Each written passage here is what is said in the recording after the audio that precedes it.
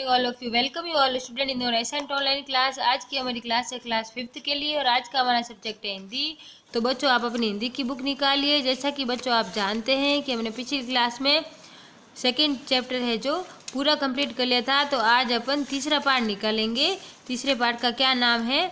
तीसरे पार्ट का नाम है संज्ञा। संज्ञा किसे कहते हैं वो आज हम इस पाठ के अंदर पढ़ेंगे। देखो और पढ़ो। सुमन उसका भाई सौरभ शाम को बगीचे में खेलने गए। सब बच्चों ने मिलकर फुटबॉल खेला। वहाँ पेड़ पर बैठकर एक बंदर केला खा रहा था। एक पेड़ के नीचे कुत्ता सोया हुआ था। ये दोस्त बेंच पर बैठकर बातचीत कर रहे थे। बंदर पेड़ पर उछल कूद कर रहा था। उन्हें वहाँ बहुत आनंद आ रहा था। ऊपर अनुच्छेद में कुछ नाम शब्द आए जो इस प्रकार है। व्यक्तियों के नाम कौन कौन से हैं? सुमन, सौरभ, बंदर और कुत्ता। वस्तु के नाम कहाँ हैं? पेड़, केला, बेंच, फुटबॉल। स्थान के नाम क्या है? बगीचा। भाव का नाम क्या है? आनंद। ये सभी शब्द क्या है? संज्ञा। संज्ञा किसे कहते हैं? संज्ञा किसी वस्तु, व्यक्ति, स्थान या भाव के नाम को संज्ञा कहते हैं। जैसे ये सुमन, उसका भाई सौरभ, ये संज्ञा है। ये कुत्ता संज्ञा है। ये बंदर संज्ञा है। ये पेड़ संज्ञा है। ये दोनों बच्चे भी संज्ञा है। ये फुटबॉल संज्ञा है। यहाँ पे बगीचे में जो हरियाली छाई हुई ये भी क्या है? संज्ञा है। तो संज्ञा हर किसी व्यक्ति, वस्तु और स्थान या भाव का जो नाम होता है उसको ही संज्ञा कहते हैं। संज्ञा के भेद कितने होते हैं? संज्ञा 3 प्रकार की होती हैं। व्यक्तिवाचक संज्ञा, जातिवाचक संज्ञा और भाववाचक संज्ञा। अब पेज नंबर 17 पे आ जाइए। व्यक्तिवाचक संज्ञा किसे कहते हैं?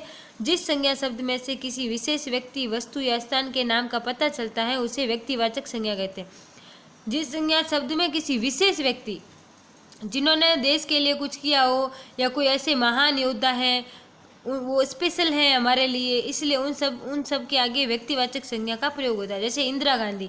इंदिरा गांधी भारत की प्रथम महिला प्रधानमंत्री थी, तो ये सब क्या है? व्यक्तिवाचक संज्ञा। गंगा एक पवित्र नदी है, तो गंगा हमारे भारत की बहुत ही पवित्र नदी है, तो इसका मतलब ये भी क्या है? एक व्यक्तिवाचक संज्ञा। ऊपर दिए गए वाक्य में इंदिरा गांधी और एक विशेष व्यक्ति, भारत एक विशेष देश है, तो गंगा एक विशेष नदी है, अर्थात ये व्यक्तिवाचक संज्ञा है।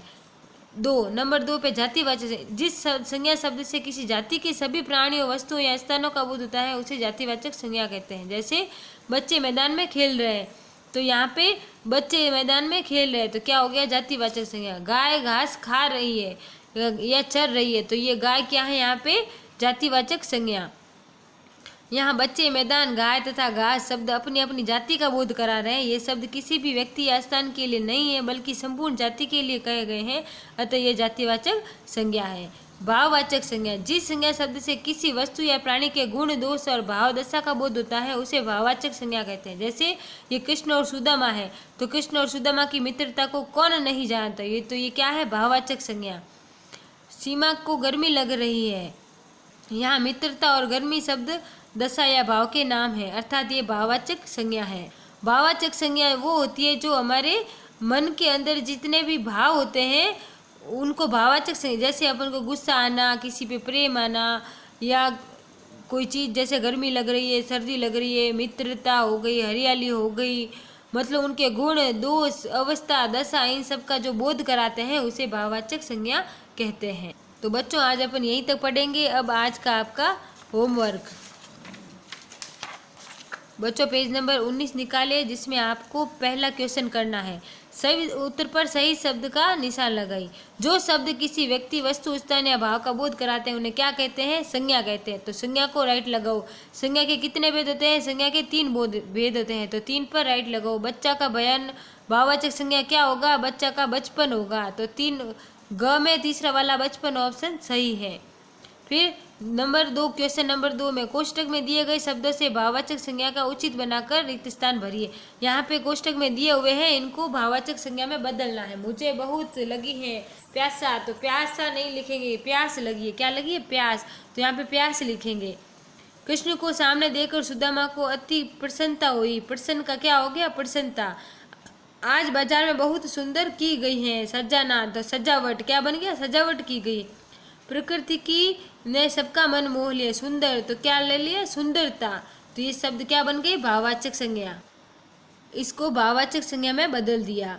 तो बच्चों आज आपको ये दो ही क्वेश्चन करने हैं। क्वेश्चन नंबर 1 जिसमें टिक द करेक्ट है, क्वेश्चन नंबर 2 जिसमें आपको भाववाचक संज्ञा को उचित रूप बना करके इसमें भरना है। यहाँ पे हेल्प बॉक्स दी हुई है, इसका अपन उचित रूप बना करके यहाँ पे भरेंगे।